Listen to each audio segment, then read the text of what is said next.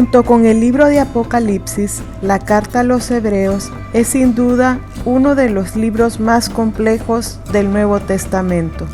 La dificultad de entender esta obra radica en sus raíces judías, con múltiples referencias al sistema cultico de Israel, al cual la mayoría de lectores modernos desconoce. Las leyes judías, los rituales de purificación, los diversos tipos de sacrificios, el respeto al templo y otros temas íntimos para la audiencia original son ajenos y extraños para nosotros. Además, el libro contiene la mayor cantidad de citas del Antiguo Testamento de cualquier otra obra de la era cristiana. Estas citas son utilizadas con la expectativa de que el lector conociera la historia completa a la que se refiere la referencia y más aún asume que la audiencia conoce las leyendas e historias apócrifas relacionadas con los episodios judíos. Los judíos antiguos empleaban historias suplementarias a las narrativas bíblicas para enfatizar y educar a la población en los temas que presentaban las Sagradas Escrituras. Estas anécdotas, nominadas los Midrash, servían para hacer un pasaje bíblico relevante a la audiencia de la época. Hebreos alude a estas historias extraoficiales y asume que la audiencia tuviera conocimiento de estas historias adicionales. Por ejemplo, Hebreos se refiere en diversos momentos al misterioso rey Melquisedec. Aún los lectores modernos que conocen la historia del Génesis, que relata el episodio de Melquisedec y Abraham, quizás no saben que en el pensamiento judío, Melquisedec era considerado el mismo Shem, el hijo de Noé. Este detalle sirve para iluminar el mensaje del autor de cómo la orden sacerdotal es superior a la orden levítica de la época, por ser una orden más antigua, directa desde la era del diluvio. Este es un ejemplo de los muchos detalles dentro de la carta de los Hebreos que pasan desapercibidos por la audiencia moderna. En este estudio bíblico te guiaremos en cada capítulo para descubrir las riquezas de esta obra y hacer las palabras del autor antiguo relevante a nuestro mundo moderno. Sin embargo, vamos a iniciar evaluando lo que Hebreos es y lo que no es. Tradicionalmente, este libro era llamado la Carta de Pablo a los Hebreos. Sin embargo, toda palabra de este título está equivocada. Hebreos no es una carta, no fue escrito por San Pablo y no es dirigida a los hebreos. Primero vemos que esta obra no es considerada una epístola, o sea, una carta o correspondencia del primer siglo. La obra carece de todos los elementos tradicionales de una carta del mundo romano. Toda carta hubiera empezado con el autor presentándose. El patrón gramático establecía que el escritor abriera su carta con su nombre, como lo hace Pablo en su carta a los romanos al decir: Carta de Pablo, servidor de Jesucristo. En su carta a Corinto, Pablo, llamado a ser apóstol. En su carta a los Efesios, Pablo, apóstol de Jesucristo por la voluntad de Dios. Aún más, las cartas del primer siglo en el mundo romano continuaban con un saludo o bendición para la audiencia. Hebreos padece de este patrón, lo cual no puede ser clasificada como una epístola. En vez, Hebreos es considerado una homilía. El propósito del escrito fue para ser leído en el contexto de la asamblea cristiana como un sermón. Leer la obra en voz alta requiere aproximadamente unos 45 minutos, y esto corresponde al tiempo otorgado para la homilía en las primeras asambleas antiguas. San Justín Mártir nos deja un reporte de las reuniones de los primeros cristianos. Estas celebraciones eran esencialmente idénticas a la misa moderna e incluían un momento de prédica igual que hoy. Este libro hubiera sido la prédica de una de estas reuniones de la familia cristiana en asamblea. Como la homilía, la estructura de la obra repite el patrón de doctrina y exhortación moral. Después de introducir un tema teológico, el autor hace referencia a la condición actual de la comunidad y los corrige, alienta, inspira o reta. El autor mismo describe su obra como palabras de exhortación. En esto es que Hebreos se convierte en una obra viva para nosotros hoy. Después de 20 siglos, la condición humana ha cambiado poco y las instrucciones de Hebreos son tan válidas para nosotros como lo fueron para la audiencia original de hace 2 milenios. Como homilía, Hebreos emplea los conceptos gramáticos más elaborados de cualquier libro del Nuevo Testamento. El griego que usa el autor es el griego más elevado y refinado de cualquier otro libro, incluyendo las obras de ilustre Lucas, quien tenía amplia educación en la literatura de su época. El autor de Hebreos ha escrito casi un poema que es marcado por un ritmo continuo acentuado por el uso de las frases, por eso, por lo tanto y sobre todo, de tal manera que la obra fluye orgánicamente y es fácil de escucharla al ser leída en voz alta, pues mantiene la atención de la audiencia con un ritmo preciso y claro. Trágicamente, los otros elementos literarios del griego original se pierden en las traducciones modernas, pero basta con notar que el autor emplea ritmo, repetición, rima y una gran variedad de herramientas literarias para sujetar el interés de su audiencia. En tiempos anteriores y por la mayor parte del cristianismo, Hebreos se le ha atribuido a San Pablo. Sin embargo, con el adviento de la teología como un campo de estudio profesional y los descubrimientos arqueológicos y antropológicos de la era moderna, la tesis de que Pablo fue su autor ha sido abandonada. Empezando en el siglo XIX, la teoría que esta es una carta paulina fue gradualmente descartada. Cierto que el autor tenía amplio conocimiento de las obras de Pablo y emplea muchos de sus mismos temas. Incluso es muy posible que el autor conocía a Pablo y hace alusión de sus escritos con conocimiento íntimo de su mensaje. Por ejemplo, Hebreos habla de la inmadurez espiritual de la audiencia en términos idénticos a los de Pablo cuando se dirige a la comunidad de Corinto.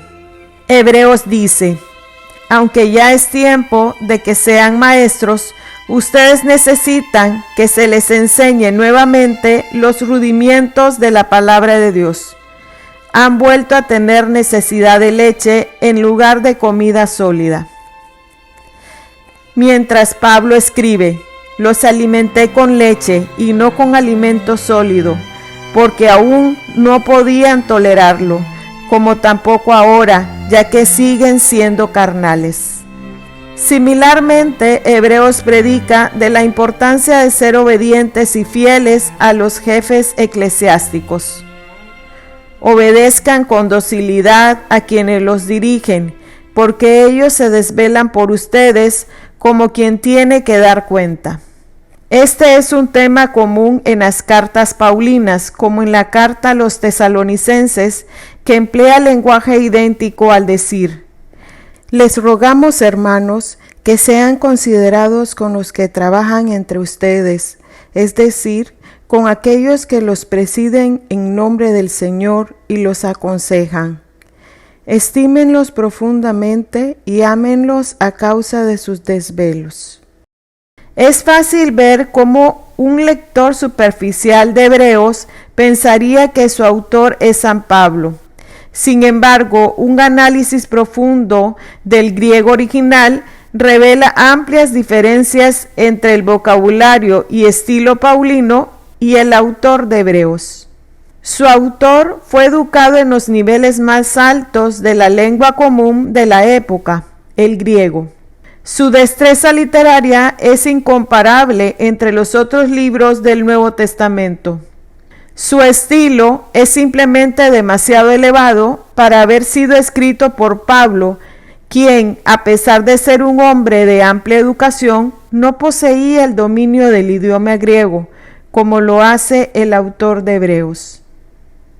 Además, las expresiones comunes que emplea Pablo en sus otras cartas están ausentes de esta obra. Incluso el método de citar las Sagradas Escrituras es diferente al estilo paulino, por lo cual indica un autor diferente. Pero la evidencia principal en contra de Pablo como su autor es que San Pablo se identifica como un apóstol llamado por Jesucristo mismo y con el rango y autoridad de los otros apóstoles. En contraste, el autor de Hebreos humildemente reconoce que él ha recibido el evangelio de otros. Esta salvación, anunciada en primer lugar por el Señor, nos fue luego confirmada por todos aquellos que la habían oído anunciar. Por lo tanto, si no fue Pablo su autor, entonces ¿quién fue el creador de esta obra maestra? Esta es la pregunta que perdura después de tantos siglos. El hecho es que nadie sabe con certeza quién fue el autor de esta carta. Además de Pablo, otros posibles candidatos como su autor han incluido Clemente I, Apolos, Lucas, Barnabás, Silas y hasta Priscila, la esposa de Aquila. Sin embargo, cada una de estas personas pueden ser descartadas como su autor. Clemente I fue papa entre los años 88 a 99. Su nombre es reconocido como el autor de una tercera carta a los Corintios que cita a Hebreos, por lo cual se le atribuyó como un posible autor de la obra. Pero esto solo indica que Clemente conocía la obra y que no era su autor.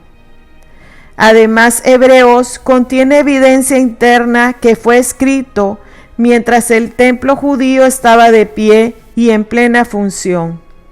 Este templo fue destruido en el año 70 por el futuro emperador Tito. El culto sacerdotal judío fue destruido y los sacrificios del pueblo hebreo cesaron. Por lo tal, siendo una obra escrita antes del año 70, coloca a Clemente como un joven en esta época e improbable a que sus escritos fueran respetados suficiente para ser leído en las asambleas cristianas. La teoría de que Priscila fue la autora de esta obra se promulgó a principios del siglo XX, basándose en que la obra coloca a las mujeres en un papel clave dentro del proceso histórico salvífico. Hubiera sido improbable que los escritos de una mujer hubiesen sido aceptados ampliamente entre la iglesia primitiva, por lo cual ella ocultó su identidad. Aunque existían diaconisas como Febe, mencionada en la carta de Pablo a los romanos, ellas se limitaban a brindar el sacramento bautismal a las mujeres y al servicio laboral de las comunidades, pero no predicaban en público. Sin embargo, al analizar el texto en el griego original, revela que el autor fue definitivamente un hombre. El griego antiguo distingue entre el pronombre yo como masculino o femenino, y en Hebreos el autor emplea el yo correspondiente a un autor masculino. Lucas ha sido promulgado también como un posible autor. Incluso ciertas teorías han propuesto que Pablo instruyó a Lucas en los elementos de la carta y éste la redactó a su manera. Pero de nuevo, es improbable que Lucas hubiera desarrollado un vocabulario tan amplio, elocuente y elevado en contraste a sus otras obras, su Evangelio y Hechos. La posibilidad de Barnabás como autor de Hebreos es remota. Barnabás era el compañero inicial de Pablo en su misión evangélica. Aunque él era de la raza sacerdotal, Barnabás buscó la ayuda de Pablo, pues precisamente él no tenía los dones de prédica, y por lo tal era improbable que también poseyera un conocimiento del idioma griego tan elevado. Silas también ha sido promulgado como un posible autor de Hebreos. Él era el acompañante de Pablo en sus viajes de misión después de Barnabás, y es mencionado como un ayudante de Pablo al elaborar las cartas a los tesalonicenses. Hechos lo describe como un hombre con poderes proféticos y un predicador eficaz. Pero de nuevo, sus raíces judías hacen de este personaje alguien improbable que pudiera escribir un texto en el griego más avanzado de todo el Nuevo Testamento. Si asumimos que Tesalonicenses 1 y 2 contienen influencias de Silas, es aparente que él no pudo haber sido el autor de Hebreos también. Así que el último candidato como autor de Hebreos cae en Apolos. Este era el gran predicador de la época, con una educación griega de la universidad principal de la era en Alejandría. Apolos llena la calificación como un predicador elocuente de origen judío, converso al cristianismo y con amplio conocimiento de la lengua griega. Pero al carecer de otro escrito de Apolos con el cual pudiéramos comparar sus palabras, atribuirle a él este libro es simplemente especulación. Al final tenemos que seguir las palabras de Origen, el padre de la Iglesia, que en el siglo III escribió simplemente: solo Dios sabe quién fue el autor de Hebreos. Podemos, sin embargo, descifrar algunas características del autor de Hebreos. El individuo tenía amplio conocimiento de las prácticas marítimas y hace múltiples referencias a viajes por el mar. Claramente su conocimiento marítimo indica que él había viajado extensamente y aparentemente visitaba diversas comunidades cristianas, pues emplea argumentos particulares a zonas específicas donde apóstatas singulares habían surgido. Es posible que el autor fue dotado con un grado de profeta, pues sus palabras resultaron instrumentales durante los eventos de la rebelión judía. Al finalizar la construcción del templo de Herodes, cerca del año 66, los judíos de Jerusalén pensaron que Dios les favorecía en sus planes de independencia de Roma y formaron una revolución contra el imperio. Inicialmente, Judea logró temporalmente expulsar a las fuerzas romanas y aunque no requería grandes poderes proféticos, era aparente que Roma no se quedaría con los brazos cruzados. A través del imperio, las comunidades judías enfrentaban el reto de apoyar o no a los rebeldes de Jerusalén. La carta a los hebreos fue instrumental en clarificar la postura requerida de los cristianos. La obra destaca cómo todo el sistema cultico del templo era tan solo una preparación para el sacrificio definitivo de Cristo. Ahora completado el sacrificio de Jesús y la intimidad con Dios restaurada, el templo judío no tenía más propósito y no era necesario defenderlo de las agresiones romanas. Siguiendo las instrucciones de Jesús en Mateo, que advertían acerca del final del templo que ocurriría precisamente una generación, o sea 40 años después de su muerte, y animados por las palabras de Hebreos, los cristianos de Judea abandonaron Jerusalén antes del asedio de Tito, y según el historiador Eusebio, guiados por revelaciones profetas, escritos y signos. Las revelaciones que se refería Eusebio eran las palabras de Cristo, y la carta a los hebreos, que indicaba cómo no era necesario preservar el templo y el culto judío. Además de desconocer el autor de Hebreos, también desconocemos con certeza su audiencia original. Aunque el libro es titulado La Carta a los Hebreos, esta obra no fue escrita a una audiencia hebrea precisamente. Hay que distinguir que el término hebreo se aplicaba exclusivamente a la comunidad de judíos viviendo en Palestina, quienes practicaban la fe judía en el idioma hebreo. Algunos han sugerido que la comunidad de Jerusalén era la audiencia inicial de la obra. Sin embargo, es difícil aceptar que un autor helenista se hubiera atrevido a escribir una homilía de corrección y exhortación a la sede de la iglesia, y más aún no hubiera sido escrita en griego sino en hebreo. En vez, Hebreos fue escrito a una comunidad de judíos conversos viviendo fuera de Jerusalén. Las citas bíblicas empleadas en Hebreos utilizan la traducción de los 70, que es la versión griega del Antiguo Testamento, realizada en Alejandría durante los siglos 3 y 1 a.C. Esta versión no era empleada en Palestina, donde era preferido leer el Antiguo Testamento en el hebreo original. Más apropiadamente, el título hubiera sido La homilía a los helenistas.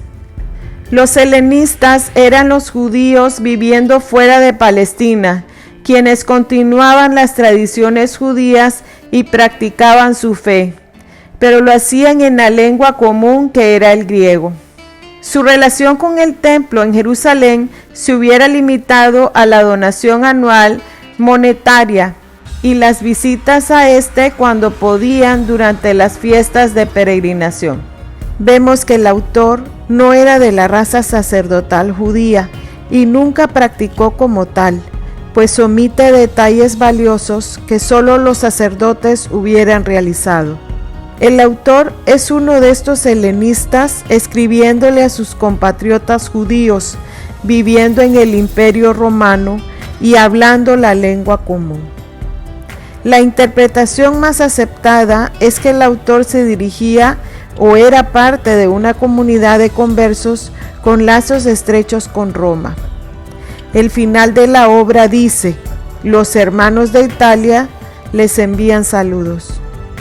Asumiendo que el autor y la audiencia están de alguna manera vinculados con la comunidad de creyentes en Roma, esto también sirve para detallar la fecha en la cual Hebreos fue escrito.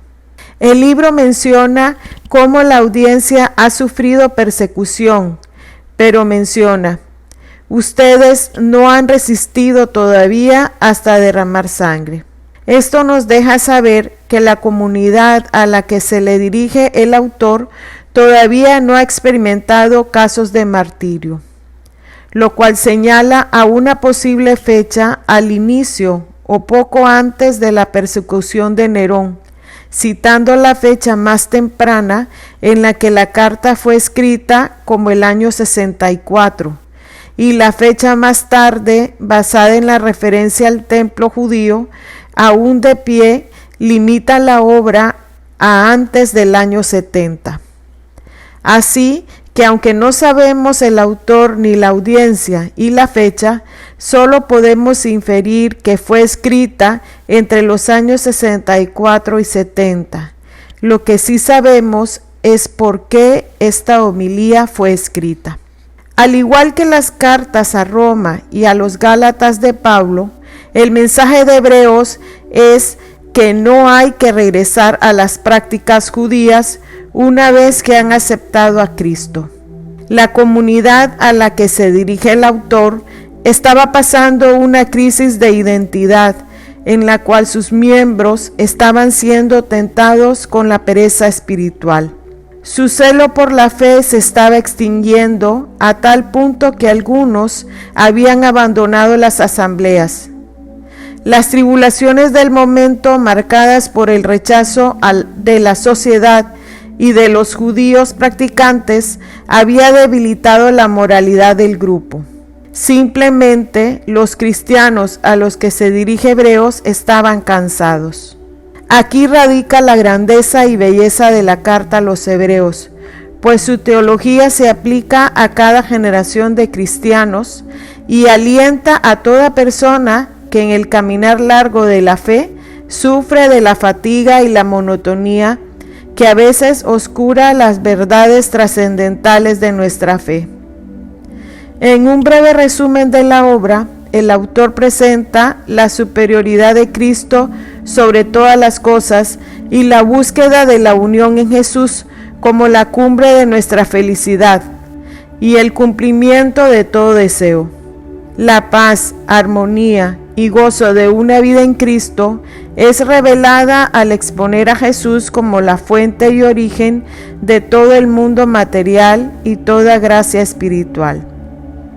El autor cuidadosamente presenta un tema de enseñanza, seguido inmediatamente con una aplicación práctica. Repetidamente, Hebreos emplea el tema de la superioridad del Nuevo Testamento sobre el Antiguo, y en el proceso ofrece una alegoría de nuestra vida de fe, donde la nueva vida después de conversión es superior a la vida anterior de cualquiera. Hebreos presenta la historia salvífica como una peregrinación, donde Dios se revela gradualmente a su pueblo escogido y por extensión al mundo entero. Esto también refleja nuestro caminar en Cristo, donde la gracia de la fe se otorga paulatinamente en un proceso de crecimiento como una peregrinación constante. Finalmente, Hebreos describe la unión con Dios gracias al sacrificio de Jesús. Ya no somos llamados con temor a la presencia de Dios, sino que entramos en su presencia como hijos por virtud de la cruz de Cristo, y nos unimos a Él ya no en un santuario hecho por manos humanas que tan solo reflejaban el trono de Dios. Ahora nos unimos a Cristo, quien ha penetrado el interior del cielo, y entramos junto con Él en la presencia de Dios. Colectivamente, el llamado a la conversión, la exhortación a la perseverancia durante la peregrinación y la promesa de la recompensa eterna en la presencia de Dios, juntos reflejan el patrón clásico de la vida espiritual. Cada una de las etapas del crecimiento en la fe del alma están sutilmente desplegados en esta obra. La etapa de la vía purgativa es la conversión inicial, es aludida en las páginas de Hebreos. El proceso de crecimiento de la etapa iluminativa es reflejada en esta obra. Y finalmente, la unión con Dios en la etapa de la vía unitiva es prometida en este libro bíblico. Así que las palabras de Hebreos son aplicables a toda generación de creyentes, para guiarnos a una unión más íntima y más perfecta con Dios, y en el proceso vivir nuestra vida en plenitud, pues Cristo vino no solo a que tengamos vida, sino que la tengamos en abundancia. En este estudio seremos tus guías, revelando las bellezas de esta obra, para que las apliques a tu vida y así crezcas en fe y paz. Las referencias bíblicas oscuras de la obra serán explicadas cuidadosamente, para que puedas gozar del gran significado de esta homilía. En estos días, después de la pandemia del COVID que ha azotado al mundo, la carta a los Hebreos ha tomado una nueva importancia, pues su mensaje de perseverancia ante las adversidades del mundo tienen una nueva urgencia. Después del cierre de las iglesias globalmente y las limitaciones para recibir los sacramentos, algunos han abandonado las prácticas culticas de nuestra fe. Después que muchos han pasado tribulaciones económicas, tragedias personales y angustias en soledad. Algunos han perdido su generosidad con el prójimo, olvidando sus deberes con sus parroquias o ignorado el bien de sus comunidades. Ante estos retos modernos, Hebreos grita desde el pasado con la fuerza de la inspiración de la tercera persona trinitaria y el Espíritu Santo. Nos dice a través de este autor desconocido: alentémonos unos a otros para estimularnos en el amor y en las buenas obras. No desertemos de nuestras asambleas como suelen hacerlos algunos. Al contrario, animémonos mutuamente.